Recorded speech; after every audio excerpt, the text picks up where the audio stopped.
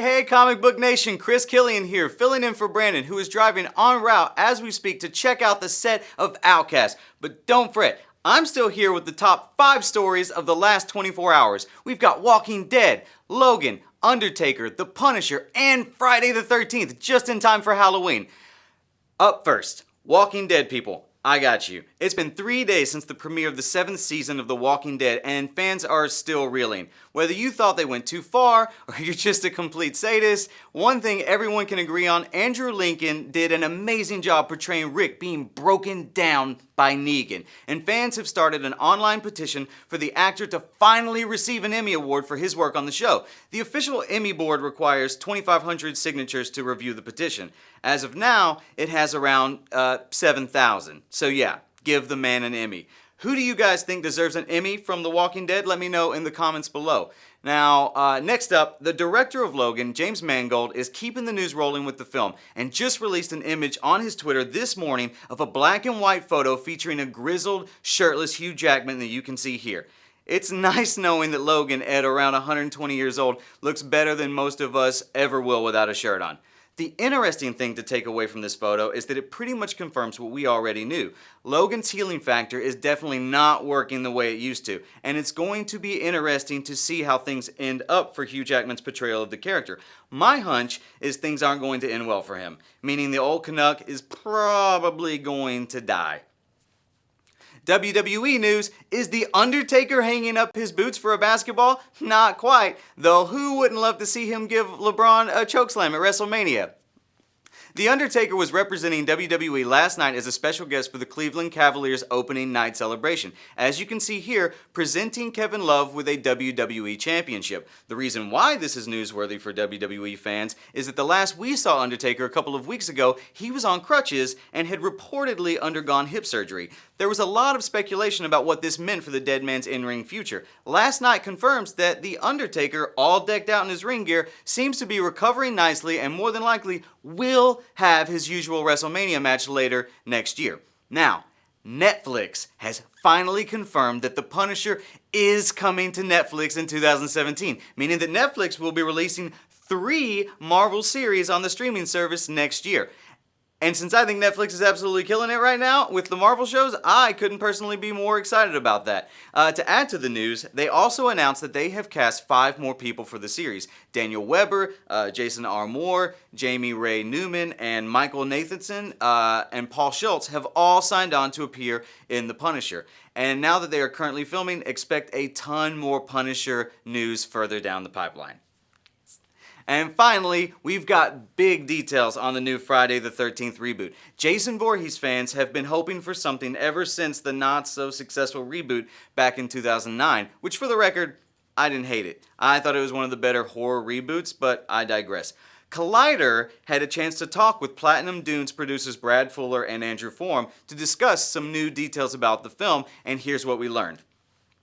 The film won't be found footage. Breck Eisner, who directed the highly underrated film The Crazies, is directing. This film is a period piece, which I think it's really weird to hear the 80s referred to now as a period piece. Either way, I love the idea, and it's also going to be filmed in Georgia and will be a hard R. As if we could have a Friday the 13th film without blood and guts and gratuitous nudity. So they also confirmed that they will forego the Rob Zombie method of exploring the character's backstory, which I think is the best call because who cares why they are monstrously unkillable serial killers? They just are, and you should run if you see one of those guys.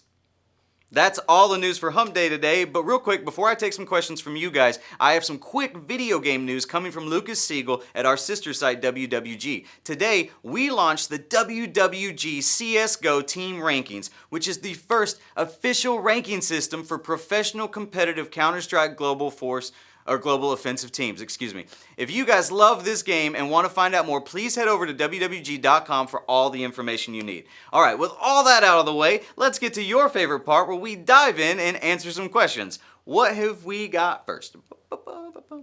Will Maggie lose the baby? It remains to be seen yet whether or not Maggie loses the baby on the show, since they have said they will be following the comics much closer from here on out. I think it's safe to say that Maggie will probably lose the baby since she does in the comics. Next question. What is your opinion of Rick killing Negan? Oh, lots of Walking Dead questions today, huh? Which is making me miss Brandon so much more today than I already did. To answer your question, I don't really have an opinion since Rick was not killed, since he hasn't killed Negan in the comics and definitely has not killed him on the show. Do I think Rick should be the one to kill Negan?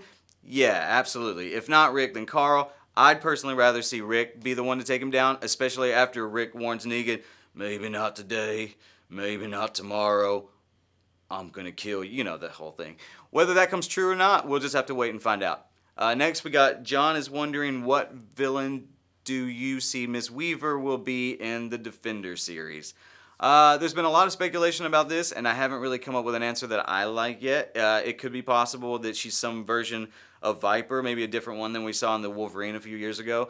More than likely, she'll definitely have some kind of connection to the Hand, or it could be a completely original character for the show. We don't know. Either way, it's Sigourney Weaver, which means no matter who it is, there's zero chance it won't be good, because she's awesome.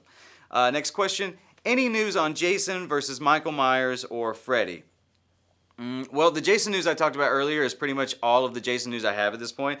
There were talks like way back years ago when Freddy vs. Jason originally came out about a sequel that would involve Ash from The Evil Dead. But now that everything has been rebooted and The Evil Dead has an amazing show currently in the second season, I'd say those plans are probably never going to happen. I would definitely love to see a Freddy vs. Jason movie down the line where Michael Myers gets thrown in the mix, or hell, throw in Chucky and Leatherface while you're at it. Check out this. Look, yeah, just a monster battle royale. That'd be awesome. All right, last question for today, guys. Austin asks, do you think Logan will be a good movie? Well, I can tell you if Brandon were here, he would say absolutely not because he talks mad crap about the trailer all the time. I tend to think that the movie is going to be awesome. I actually liked the Wolverine, plus James Mangold is one of my favorite directors. I mean, hello, 3:10 to Yuma, anyone? And considering this is Hugh Jackman's last hurrah as Logan, he's seemingly going all out by pushing for the R rating so we can all finally get the Wolverine movie that we deserve. So yeah, I've got pretty high hopes. And that wraps it up for Wednesday, guys. Let me know in the comments what you think about the news today, and I'll jump on there later and chime in with some of you. Thanks for watching, and we'll see you same time tomorrow.